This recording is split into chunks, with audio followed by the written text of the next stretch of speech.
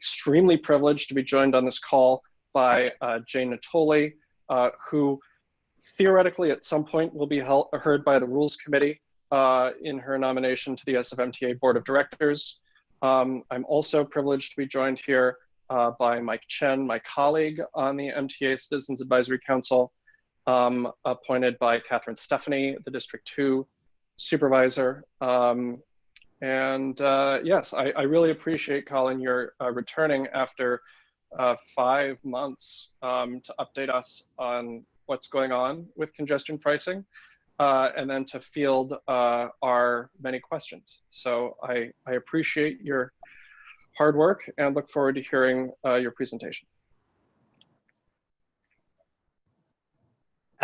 Great. Well, yeah, I'm happy to be back, and I think there were a lot of good questions last time, and I can see already from the email traffic that there are some more good questions, and I will try to do my best with those. And I know this is a group that likes lots of details, so I will try to satisfy. And certainly, yeah, it's been a few months, and it's been quite. There's been a lot of change in these few months. So so I was in person last time, and now I am not. Let me pull up my slides here.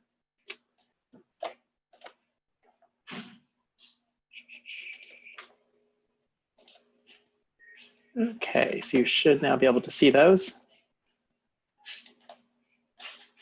And rearrange things here. So yeah, I think I'm definitely happy to hear from you all and your thoughts, and also hear your questions.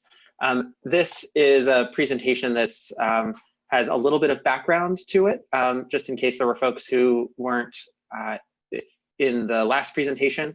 But most of what I'm sharing here today is from our latest Policy Advisory Committee meeting of the congestion pricing project, and it has information about some of the latest work we've been doing to analyze alternatives. So it's a little more in the weeds than than our typical stakeholder group presentations, and hopefully that's what you're looking for. So without further ado, I'll get started, and then maybe we can have some questions at the end. So just by way of background, of course, as I said, of course, now we have coronavirus, and that's changed a lot of what our landscape looks like. I think we have acknowledged with our study that we need to really be aware that people are struggling and trying to keep themselves and their families safe. And of course, congestion has largely vanished at the same time on our streets, although we're already starting to see it come back in some of the hotspots around Soma and the Bay Bridge. And so we expect that to continue growing, but we're still a little uncertain about what the future is going to look like. And so that has raised some questions about what happens with the congestion pricing study. But we also know that the economy has been resilient after past recessions, like the one that was going on when we finished our last congestion pricing study in 2010, and congestion came back worse than ever before, reaching a peak in 2019 and right before the virus hit this year.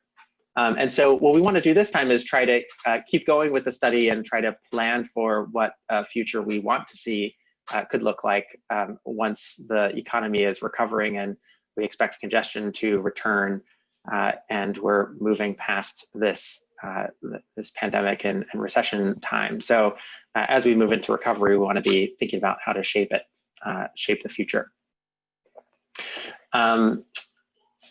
So a couple of pieces, just looking back at some of the existing conditions work we did at the end of last year and early next year that I don't think we shared with you before, but just sort of some interesting data points. So one thing is we looked at where the trips are coming from in terms of where people are traveling around San Francisco and also around the region, ending up in the downtown core. And so some of these trips are trips that are entirely internal to the northeast part of the city, and some of them are traveling in and out. But about 75% of all of the trips that are contributing to traffic on a typical weekday are coming from within San Francisco, which is a surprise to people frequently within San Francisco who are inclined to think that a lot of the traffic is coming from outside the city, but in fact, that's about a quarter of the total number of trips.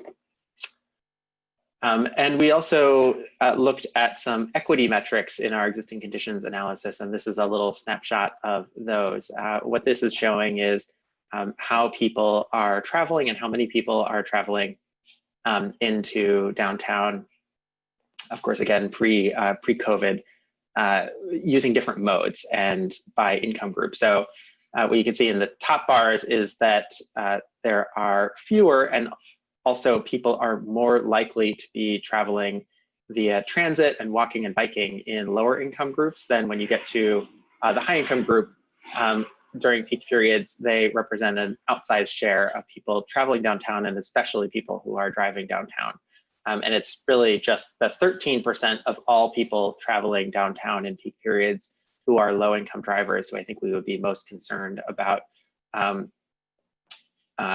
an equity perspective, and how a congestion pricing program could either help them or cause harm there. We have set some goals and success metrics that we also brought to our policy advisory committee.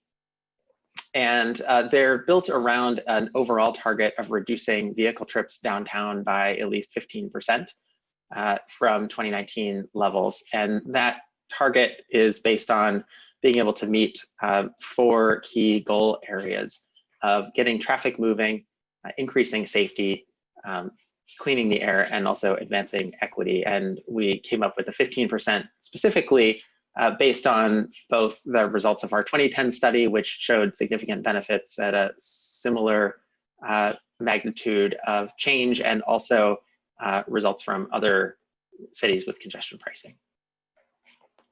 So in terms of what those goal areas could look like and what some of the metrics are we're looking at when we're talking about getting traffic moving, we have several metrics there that we're looking at, but definitely reducing traffic delay as part of it, especially speeding up buses. And we also want to make sure that the number of people traveling downtown is remaining. So we're trying to keep the number of people traveling downtown, but getting them there more efficiently. The second goal of increasing safety just means reducing the number of injury and fatal crashes and overall crashes in the downtown area. In terms of cleaning the air, we're looking at really 2 different things here. One is greenhouse gas emissions and trying to reduce those to meet our climate change targets as a city, and also looking at unhealthy pollution, particulate matter, and so forth that causes health problems in folks who are breathing it in. And in terms of equity, this is a number of different things with the most different kind of ways of looking at the issue in terms of success metrics, but we're looking at both how we prioritize benefits for people in terms of investing in transit and making it easier for people to get downtown from communities of concern and other groups that have been underinvested in the past. We also want to make sure we're prioritizing things like the clean air improvements and seeing safety improvements for folks in those communities. And then we also want to, when we're looking at the costs of travel, making sure we're not increasing travel costs overall for people in lower income groups, and protecting them with things like discounts and better travel options. So that's some background. And then getting into some of the scenario analysis, this is one of the kind of our initial technical analysis step. And the idea here is there are lots of different ways that we could implement a congestion pricing program. Some of the things include basic design concepts, like whether you charge people going both inbound or both directions in and out of downtown, or even people traveling around within downtown. So how much fee would need to be, different investments, and particularly how much transit you would need to provide to not exacerbate crowding issues, and then different discount and exemption options. So we have gone through kind of a flowchart process here in trying to narrow down lots of those different options and identify which ones would best meet the goals that we've laid out. The goal here overall is to identify some best performers and then kind of combine that with results from our outreach process in order to narrow down to fewer, more detailed scenarios that we can build out. So this is really kind of a high level analysis. It doesn't get as detailed as the next steps of analysis will. And a lot of it is built around looking at these different options and kind of what it would take within each of these options and what the fee level would need to be with these different options and packages in order to meet that 15% target. So in terms of the basic design options, which is the first round of analysis, we looked at 5 different ways that you could charge people traveling downtown. The first is peak direction. So that would be charging people going into downtown in the morning and out in the evening. The second model would be inbound. So in both peak periods, we would charge people just going inbound. A third would be bidirectional, so charging people going both in and out during both the morning and evening peaks. An area charge would include basically a bidirectional charge plus also charging for trips within the downtown zone. And then the fifth model here is vehicle miles traveled. So that would be adding a per mile trip fee for trips, the portion of trips within the zone. And so again, we were looking at what would it take to meet the 15% target and what would the fee need to be. And so that fee would vary depending on the type of the trips that we're charging. And what we're looking at here is what that fee would need to be both per transaction, and then if you were to make a round trip going into and out of the cord at peak periods, what would that look like? So with peak direction, in order to meet the 15%, we would need to charge a fee of $7.50 in those peak directions. And so if you went inbound in the morning and outbound in the evening, that would total $15 round trip. The inbound fee would be $8.50 per transaction. So that's the highest per transaction fee. But because it would only be inbound if you made a round trip, obviously that would be all that you would need to pay. For bidirectional, it would need to be $6, and you'd be charging 12 round trip. And then an area charge would be $4.50 per trip, and so that would be a $9 round trip. But if you made other chain trips within the zone, that would increase further than that. And then the VMT would be a $4 per mile.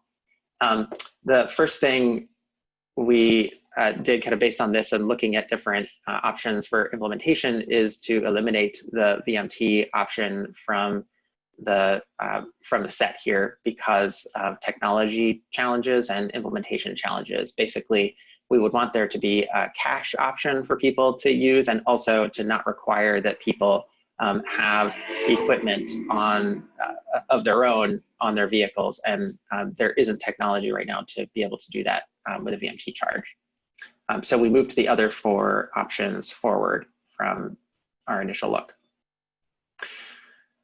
Looking at the peak direction fee, I mean, this is sort of obvious, but we know that there actually is congestion in both directions downtown. So a peak direction fee would be unfair in the sense that people who live downtown and commute out, whether it's elsewhere in the city or say down the peninsula, would end up paying nothing to drive. And then people who are living elsewhere and traveling into downtown in the peak direction would end up paying $15 round trip. So that's a pretty big disparity. And then we also looked at some initial revenue and cost numbers. These are pretty rough. So definitely take them with a grain of salt. There is a lot of kind of variability in terms of how widely these can range and different technology and sort of facility considerations and so forth. But it does show the variation between these options in terms of kind of which ones would be most efficient in gathering revenue and then spending as little as possible on the implementation of the system itself, rather than being able to invest it in different benefits or provide subsidies and discounts. So what this shows is that the inbound method would be the most efficient, and that's because it requires less equipment. You're only charging people in one direction, and there are fewer transactions to which each costs money to administer. And so that would be a more efficient way of collecting fees while also meeting that 15% target. The other methods would be higher, and particularly the area charge would be the highest cost, because you would need both equipment around the cordon, and then also you would have to have mobile stations and other equipment inside the zone as well to try to capture those internal trips. There's a lot of variability, as I mentioned, so we try to be conservative with the revenue estimates or the net revenue estimates. So that dashed zone and these bars represents kind of a trying to scale down the revenue to be conservative when we're thinking about, you know, wanting to see what we would be able to fund. So based on this and the previous issue with the directionality with the peak direction fee, we carried forward the inbound and bidirectional options for further analysis into kind of the next thing we were looking at here, which is how much it would cost people per traveler on a daily basis to use these. And keep in mind, these are both meeting the same 15% trip reduction. But what you can see here is across all of the different income groups, the bidirectional charge would end up costing more. So the per transaction fee would be lower, but because people would need to pay in both directions, they would end up paying more overall. And that's true of both low and high income groups. The other comparison here is looking at the change in vehicle trips across different income groups. And what you can see here is that in the inbound scenario, and keep in mind, we haven't added any discounts here. This is just purely charging with nothing else added to the program.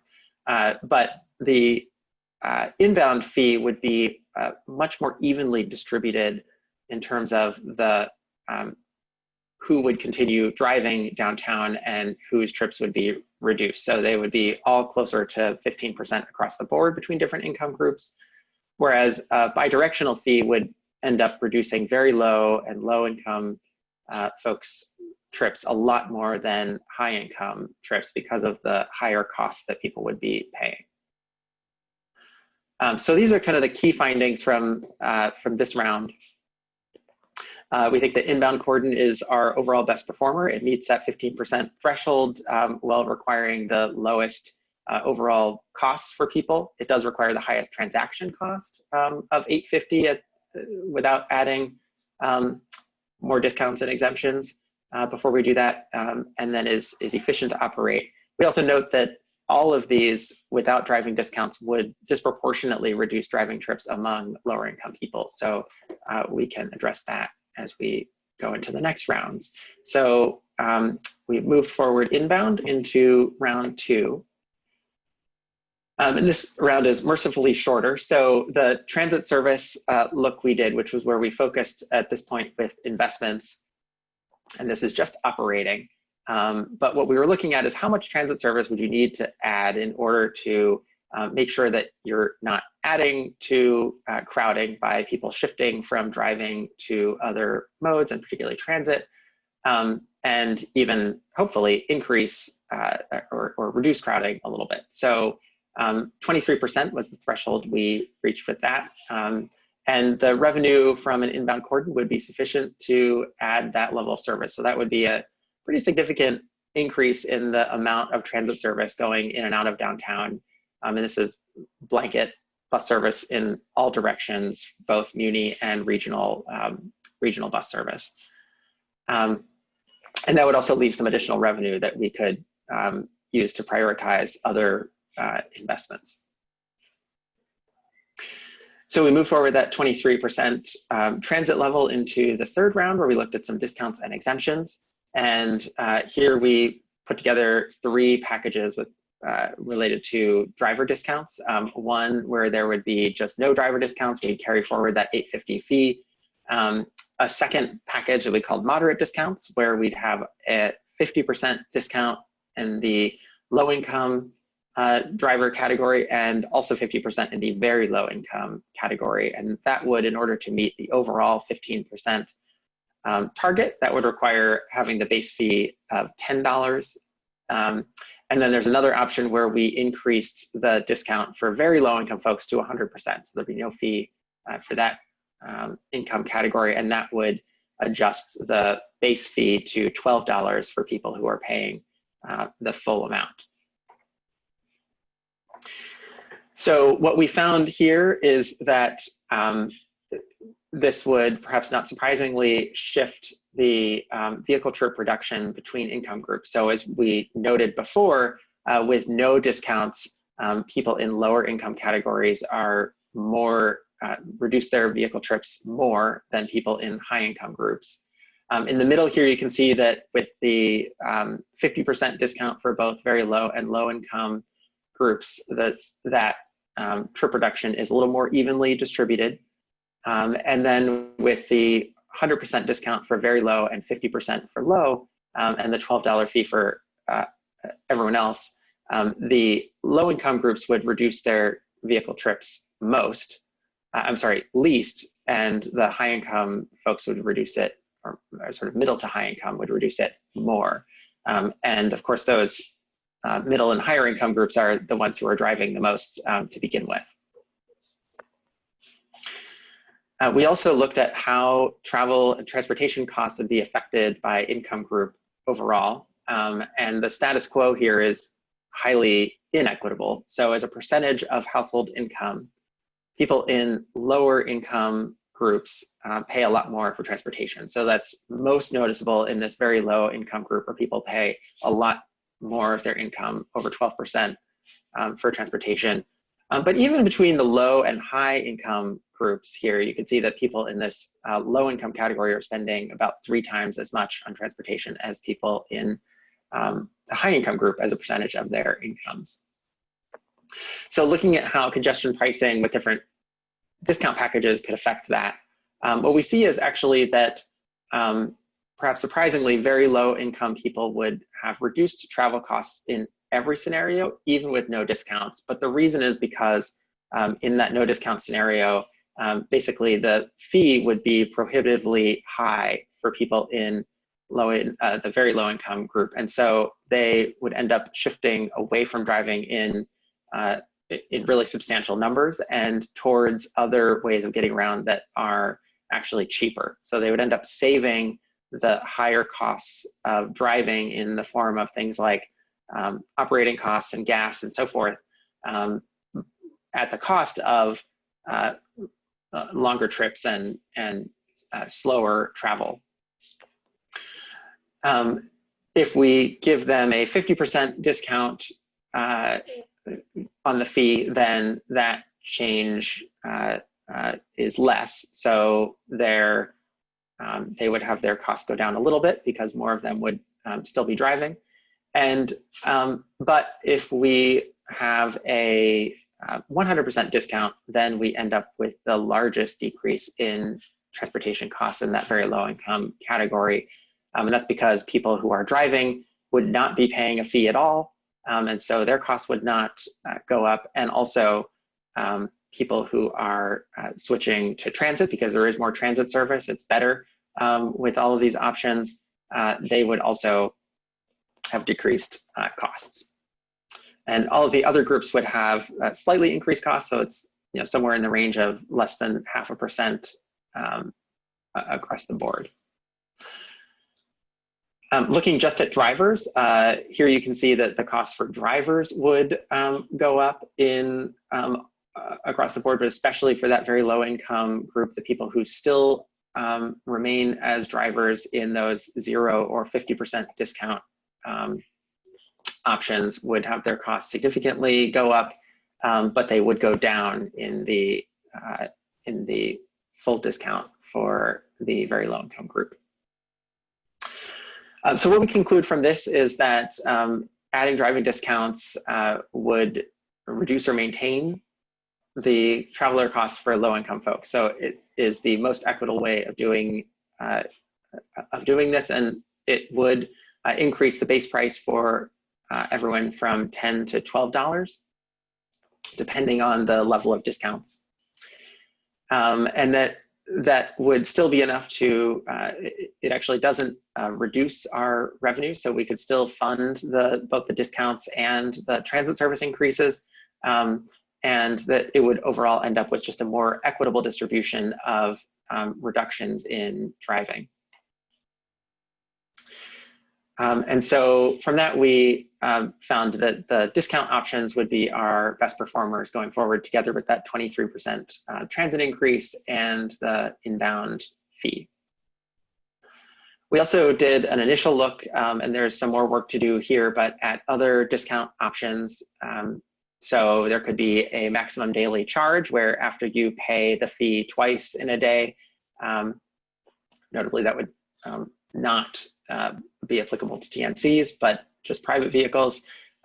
You could exempt people from paying further. So if somebody was going to work and then also to childcare and doctor's appointment or so forth, you could have zone resident discounts, and that would reduce the revenue available for other subsidies and investments. You could have a rebate for people who are already paying a bridge toll, which would also reduce your revenue some and would mostly benefit higher income drivers if it's applied on top of income-based discounts. We also looked at transit discounts, and this was something that folks in our outreach process so far have been really interested in. We'd have to tailor that program so that it is affordable within the revenue that the program would generate. And then lastly, we do think we would need some discounts for drivers with disabilities, and we need to do a little more analysis on that. So we have done some outreach as well. We started with some really great workshops in several communities of concern before COVID started. And we were playing a card game where people could play with some of the trade-offs between different fee levels and discounts and investments. And so we were kind of getting really good feedback, and we are excited to be transitioning this into an online game and continuing to work also with folks in and partners in communities of concern to also make sure that this gets to people who don't have as much digital access as well. And so we've heard a fair amount from that outreach, and we're continuing going forward, but we've heard so far a lot of interest in transit discounts, so that's something we need to do a little more work on. We think overall that the more discounts option is the most equitable option, and then we're going to continue with outreach, and the feedback we hear, including from you all, can help us determine what to incorporate as we narrow down and add more, flesh out more detail into the scenarios that we're looking at. Looking at our schedule going forward, so we are right now in step 4, where we're having done the screening analysis and some additional outreach. We're looking to define some more detailed options and then do some additional analysis later this year, and then move toward a recommendation. And we'll be doing some more outreach to get there in next year, specifically into the spring of next year. So that's all that I have. And so definitely interested in hearing questions and thoughts from you all. Boom. So thank you so much, Colin. I really appreciate that presentation. One thing that kind of looms in the background for all of this is the authority that San Francisco needs from the state. So I would love a little bit of clarity on what specific authority San Francisco needs from the state in order to implement congestion pricing. Sure. Or could Caltrans give us permission?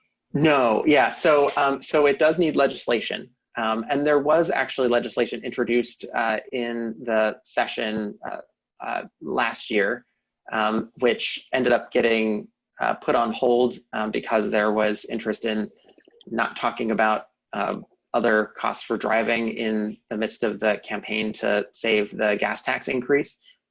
So that legislation would have authorized 2 congestion pricing pilots each in Northern and Southern California, because of course LA is also interested in looking at this. So, and we're working with them both on kind of how they're doing their study, and also working together kind of on legislative timing and strategy as well. So we expect, so that was, Wiener was a co-sponsor of that legislation, and we expect that something along those lines is likely to be reintroduced possibly next year. We'll have to see, but it definitely is a legislative requirement. And the legislation, I know a lot of the questions that you all submitted ahead of time were about legislation. I think there are different ways that legislation can be written, because we need legislation in order to charge a fee to drive on public streets. It could be written either in a pretty broad way or in a more prescriptive way with specific requirements of what we would need to do. So, and the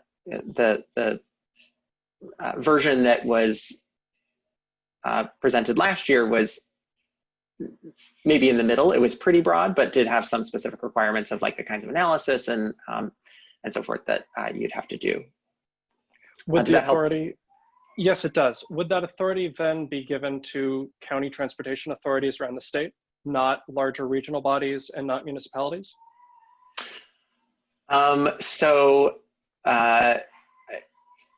Let me recall exactly what the legislation was last time. I believe it was a little unique for San Francisco, because I think it required, there were actions that were required both at the municipal level, I believe, and also at the county level, which of course in San Francisco is the same, but with different hats. So, so that was, but it was not, it didn't require, it was not at the regional level. So it was at the county and city level. MTC would not have a role in that then. It would be strictly CTA and the board. In terms of like the formal approvals, I think that was true.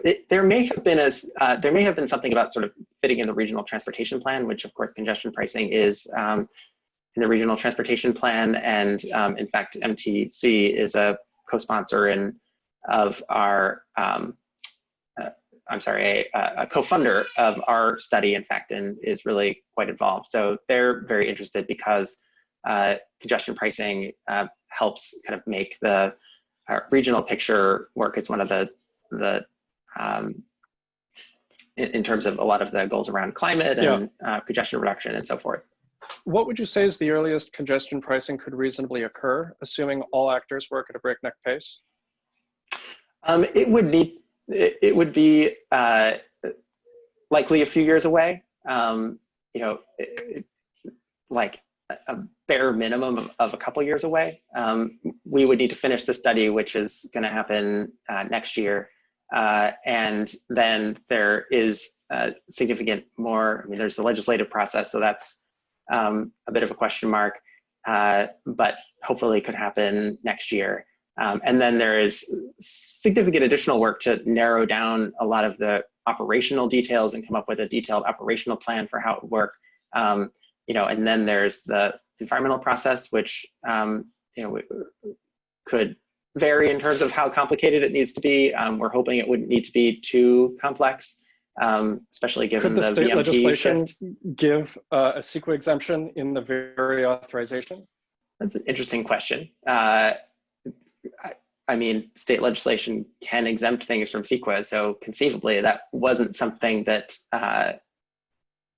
was in the legislation last time. I mean, I think, so there, I mean, there would be different things that would maybe need different levels of consideration. Like the VMT is obviously not an issue anymore. This would be a VMT benefit. It would also depend on the level of infrastructure that needs to go onto city streets, and what the effects might be in terms of historic resources and so on and so forth. So I think we need to do a little more work in terms of figuring out what level of environmental review is going to be needed.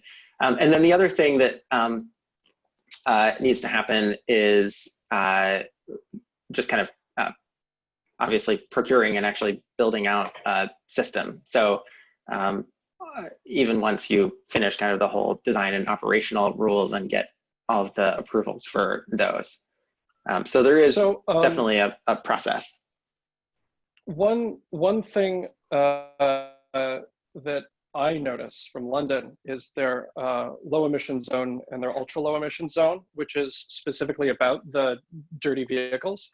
I wonder whether it would be possible at a technical level to layer on additional fees for diesel vehicles, high polluting vehicles, or vehicles that are a particular threat to pedestrian and cyclist safety. So could trucks get like an extra $1 just to indicate that by coming into the zone, they do make it more likely that they'll injure somebody?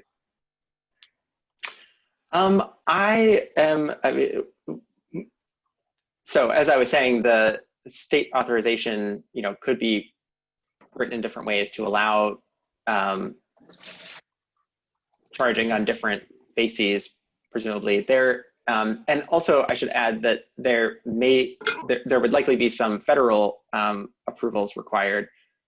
And that can get a little complicated around things like trucking. So I think there would be some legal questions that we'd have to potentially address. I don't see a technical reason why you couldn't do that. I think we have, in our analysis and thinking about this, been pretty focused on trying to keep things fairly simple. That's essentially the tactic that London took in starting off with a congestion fee and then kind of adding on things as people got used to the idea that they may have to pay a fee to drive into the central part of the city. So I think we have focused on trying to keep things relatively simple at this point, but there's no technical reason that I see that you couldn't add on things like that. Though, of course, in London, it's a lot easier to do stuff. Parliament can just snap its fingers and hey presto. Federalism is a lot of veto points. Would a congestion zone cover I-80, I-280, US 101 to the extent that those highways go into it? So what we're looking at is a surface streets proposal. So if you drove, and the boundaries at this point, and we've borrowed the boundaries from the conclusion recommendations of our 2010 study, although we also do plan to look at alternate geographies and likely kind of address a question of, is there a sort of minimum viable or zone, or and we're also getting some feedback from some neighborhoods that they don't like the boundaries going through the middle of places like Potrero Hill, and they want to be sort of in or out. So there's some, so we are planning on looking at some different geographies, but in terms of the overall idea, if you were to drive through from the Bay Bridge down south on 101, you wouldn't be subject to the fee. So it's not going to charge through freeway traffic. However, that's really the only freeway thing you could do that wouldn't end up basically, if you were to do anything else, you'd be getting off at an off-ramp within the congestion pricing zone, and those would be subject to the fee. But just to say that, because Van Ness is 101, there is not some exception for state highways that you don't have to pay the congestion fee. Right. That's okay. Yeah. The proposal is to include that. So I'm just curious how many daily vehicles enter the zone that you're talking about in non-COVID times on average. How many potential drivers are we looking at as potential revenue sources? How many hundreds of thousands every day?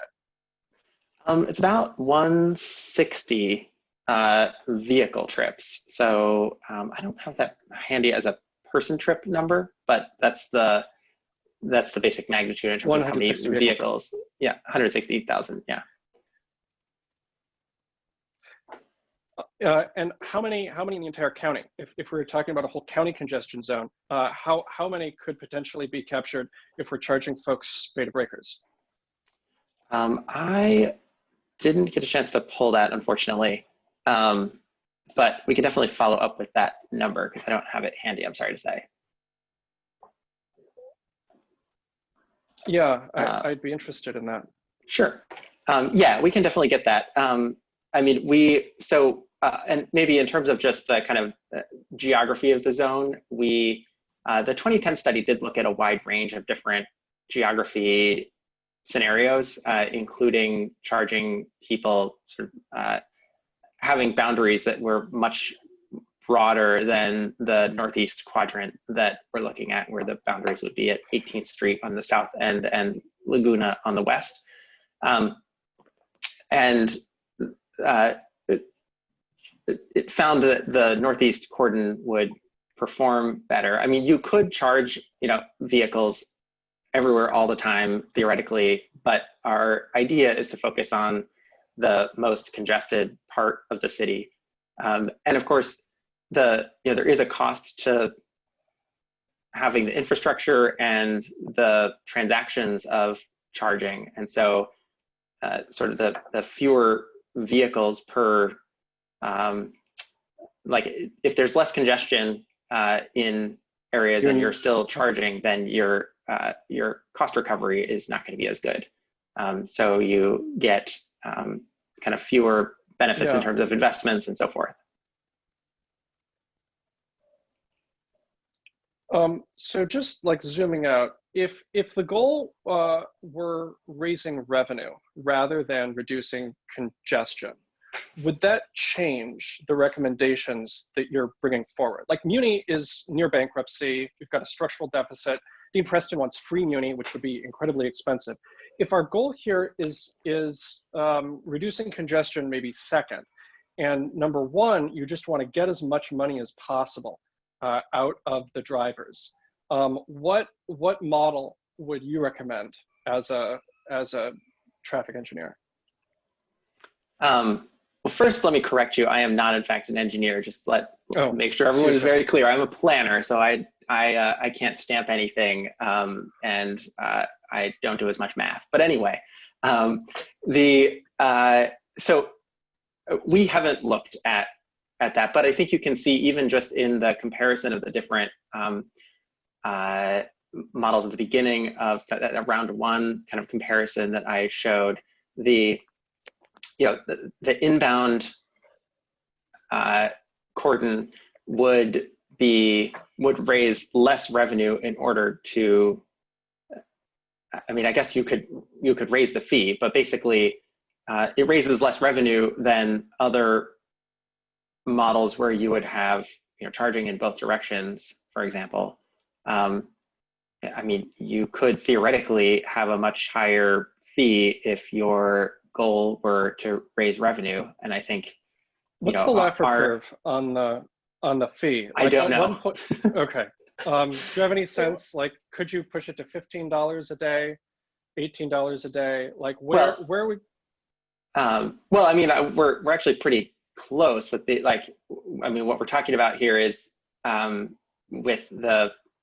In fact, actually, one scenario we've looked at is having the 100% discount for very low, 50% discount for low income, and also a discount for zone residents, and that would end up with a $14 inbound fee. And that would result in the same 15% overall trip reduction than than just an $8.50 fee for everyone. So what that tells you is that there are some people who would get discounts or exemptions, but there are still other people who would be paying that $14 in that scenario.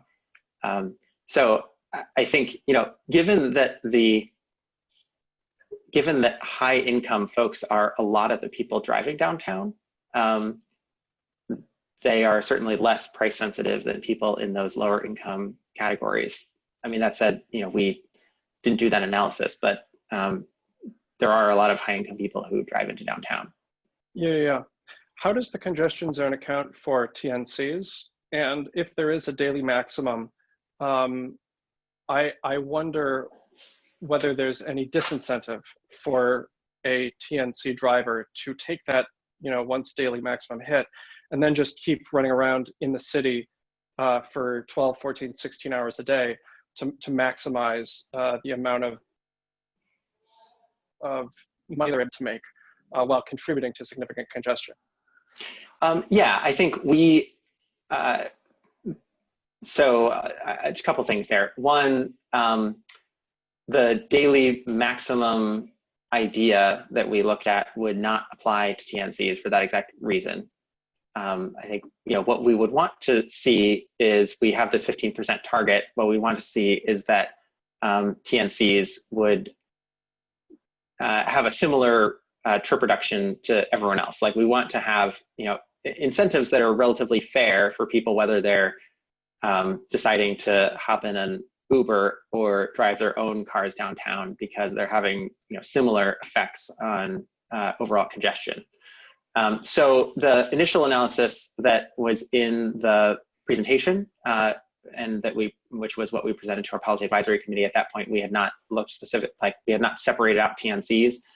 We're now doing some analysis where we're looking more specifically at TNCs and how they're responding with that overall model. And it looks like they, even with just the inbound fee, applying to everyone, including TNCs, where they would pay every time they cross. Because a lot of TNC trips are internal to the zone, it would not affect them as much. And so I think we're going to need to look at having a different way of charging TNCs that's sort of a TNC specific model targeted at getting TNCs to that 15%. So that could be like a per trip or a per mile fee, for example. There's already the TNC tax that's very low. It's a 1 to 3-ish% tax on TNC trips that gets passed on to riders. But that's not really high enough to do anything about congestion. It's a way to raise revenue for safety improvements and so forth. And if but it's per trip rather than per mile, you lose a lot of that benefit. Well, it depends. I mean, maybe. I mean, the Cordon Zone we're talking about isn't all that big. So if we're charging for trips within that zone, like the variability of how long those trips are going to be is not huge. So I think either way could probably work. And obviously the incentives would be slightly different. But either way, if you charge a per mile per trip, I mean, and there are other ways you could do it also, but basically the idea would be to try to get the TNC trips down to something more similar to the trip reduction that everyone else is getting incentivized to shift to. I'm curious what power the city has to make passengers rather than drivers pay the TNC fee if it does occur. And I'm curious, for instance, if well, I guess we're not talking about an hourly fee, so that doesn't matter. But do you know whether TNCs currently pass along bridge tolls to passengers? I don't actually know that, but I do know that the TNC tax that is already in place is passed along and that's required. So it's something that can be done. I don't take a lot of TNCs across bridges or really at all. So I can't tell you if that shows up on my, on the app, but yeah, it would be something that we would want to and could be passed along. So a few technical questions. If the congestion zone is enforced through a network of cameras capturing license plate data or fast track devices, could those cameras double as red light cameras and find drivers running red lights? If Assemblymember Chu brings back the automated speed enforcement, could these cameras be kind of multi-use devices that enforce the congestion zone, find scofflaw drivers for speeding as well as running red lights? We don't know that yet. We have to look at that more. We haven't gotten into really detailed technology questions yet. You would definitely need a system of cameras in order to enforce the zone and make sure that people whose license plates cross in or out or are within the zone, depending on the way of pricing, but if it's cordon in or out, have paid. I don't know if those same cameras could be used for other purposes. Can you speak, again, it might be a little bit too early. Can you speak to what privacy and data security precautions might exist to prevent face images captured by congestion zone cameras from being harvested by malicious third parties? Yeah, I think that is also something that is in the, will be something we have to look at in more detail later. I mean, the technology would be basically the same that is used on existing tolling infrastructure like bridges. And so, we want to make sure we're implementing kind of the best practices around privacy, but we haven't, come up with what those would be at this point.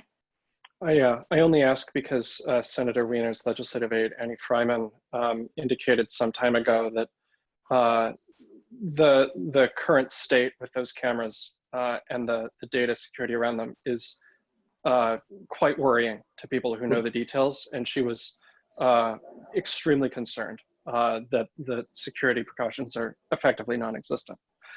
Interesting. Yes, but I guess that might be something at the state level. I'm looking at questions. Thank you for forwarding them to me, Mike. Someone wants to know, well, that's answered. Oh, is there any value to a free time like midnight to 3 a.m. or all day Sunday or some period of time with low traffic, or would that undermine the mission of the project? Well, so what we're focused on really is the peak periods. So actually there, under this proposal, there would be a lot of free time because we would just be charging the fee during those morning and evening peak periods with the focus of reducing congestion then. There are certainly systems like London is all day. Stockholm is actually, it varies by time period. So you pay more to cross into the zone during the peak of the peak and less during the shoulder or sort of off peak. We have focused on the peak kind of as the simplest way to start, and it also would give people some flexibility so that if you want to avoid paying the fee by shifting to a less congested period of time, you would have the ability to do that. Am I hearing you say with that word simplest, I think, that trying to have the shoulder would be prohibitively expensive, having a high and then a less high and then a less high as you get into the evening and night? No, not prohibitively expensive, but just kind of the simplest for people to kind of understand what the goal is, that we're really focused on trying to address the congestion during the places and times where it is most severe. And it's kind of an easy system for people to understand. You pay this fee when and where the congestion is worst, and that you can avoid that if you want to travel during less congested times. There's nothing, the other thing is, if people decide that it's working well and they like the system and congestion then grows during off-peak time, say, and there's a desire to add those time periods, that technically you could then do that. So I think part of the idea is we could pilot and test something and see how people react to it, focused on the kind of worst case. I see. And I take your point that, as with London, we can layer on surge pricing models as we're going and seeing how things work. How would account work with Clipper's new START program? I don't know what the START program is.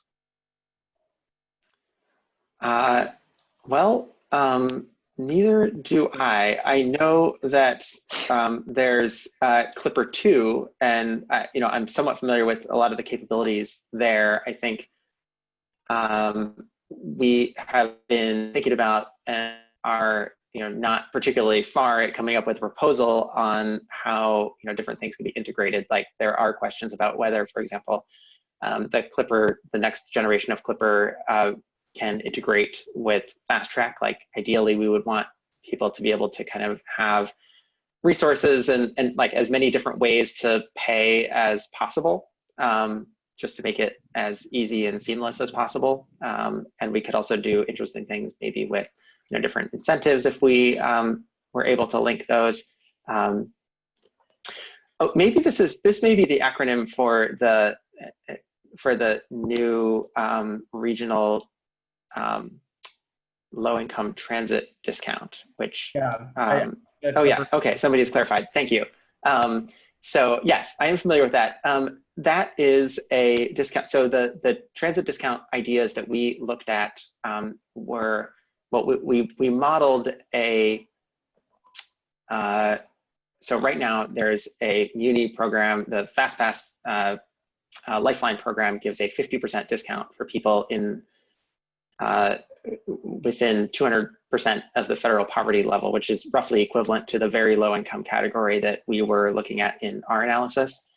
So we were considering kind of two different ideas, which we modeled together and couldn't afford within the revenue estimate altogether, but which would be increasing that discount to 100% for existing kind of that existing very low income group, and or we could broaden the number of people who get those discounts. So as I am familiar with it, the Clipper program basically expands that discount for that same very low income group to be more regional. And so certainly it would be administratively easy, and we have talked to the folks at Clipper about this a little bit, if we wanted to go with the making discounts deeper for that very low income category, the people who would already have gone through the eligibility process and have that all set up, and they would just get a deeper discount. It would be a little more challenging with or without that program to broaden the number of people who are eligible, because it would require just having its own eligibility program. We couldn't piggyback on the existing structure. I'm seeing a question that you sort of answered. Can pricing be dynamic rather than just based on time? And from what I heard from you, that would be unnecessarily complicated. And you'd rather folks simply understand, if you're going in, this is what it costs at these times. And we're not going to be putting up signs, sort of like gas stations. Today, the congestion zone is $8.50, but in a half hour it could be $8.75. Does that capture your view? Yeah, that's right. I mean, people may know that some of the express lane projects around the country use dynamic fees, like in Virginia, where it literally, like, the sky is the limit, and it depends on if more people are using the lane, the fee goes up.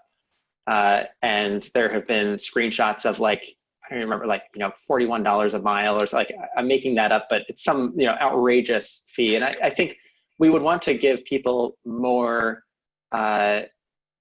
surety that, if they're making a decision to drive downtown, they don't have to look up the minute by minute price and hope that it's still the same when they get there. Like, as people make their travel decisions, I think it, varying it kind of minute by minute would have, it's different than driving down a freeway and deciding, am I going to get in this lane or that lane? Because you've already kind of made the decision of how you're going to get downtown well on your way. And likewise with Park SF, I believe the surge pricing operated within caps, that the meters couldn't go above certain limits. Yeah, there are caps, and the fees were only adjusted every few months. So, okay. Yeah. Robin wants to know whether a daily maximum fee, which does not apply to TNCs, would also not apply to taxis. So taxis, they're considered very differently in San Francisco. Taxis are considered public transit, and TNCs are not. So that's why taxis can drive on Market Street, and TNCs can't, for example. Other cities like New York has had has a fee that applies to both TNCs and taxis. I think, we haven't come up with a specific proposal for taxis, but kind of under San Francisco's regulatory framework and how we look at taxis, I think those things would be different. Well, cool. We're coming up on an hour, and I don't want to trespass on your time to an unnecessary length. I just had one other question that I didn't ask, but I'm interested in. If we were going to do a countywide congestion pricing model, where the downtown core paid the highest fee, where the middle areas like Noe Valley or the Castro or the Haight-Ashbury paid a reduced fee, and then the most outlying areas paid the lowest fee. Is that a thing that could be done? And how would it change what models you would be interested in using to levy those fees? I mean, in theory, I suppose it could be done. Certainly, so the Cordon model of saying if you cross this line, you're paying a fee. Like if you make that zone too large, then you have lots of internal trips, and then you sort of, even with the TNC example, for example, there are so many internal trips that it affects them less. So there are a couple ways of doing that. Like Singapore has a system where they have kind of lots of different points at which people get charged. So that you might take a trip where you get charged crossing multiple different charge points. So that's one way that you can kind of have a larger area where people end up paying more kind of the further they go. And then the other option would be to go back to some sort of area-based fee. But you'd still have to have some sort of boundary where you demarcate that, if you cross into this zone, it's more expensive. If you're crossing into this zone, it's less expensive. So I don't see a theoretical reason why you couldn't do it. I don't see that happening Politically. Yeah, and I think, again, just kind of our goal is kind of to focus on where the problem is most severe and the times when it's most severe. Indeed, and for congestion reasons, the outer sunset is much less interesting. For revenue reasons, cars are everywhere, and if you can extract money. And anyway, actually, if I could just add one more thing to that, I think the other thing about travel time periods and locations is that the chart I was showing of the distribution of incomes by traveling downtown at peak times. If you look at off-peak times, and also if you look at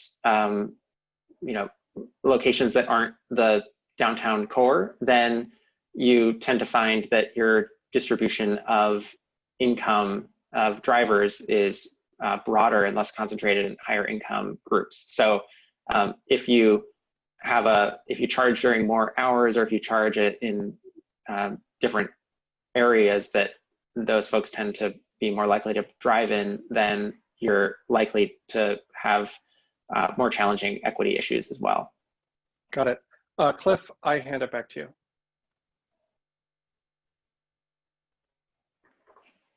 Great, thanks John for moderating. Thank you Colin for the presentation. Do you have any final words? I don't think so. I suspect that you've had plenty of my words, but really appreciate all the thinking and questions, and definitely if folks have any further questions. And actually, I realized that we didn't include a slide that I had meant to include at the end, which was kind of just how to get further involved for anybody who is more interested, and definitely encourage folks to go to the website at Congestion, at sfcta.org/downtown.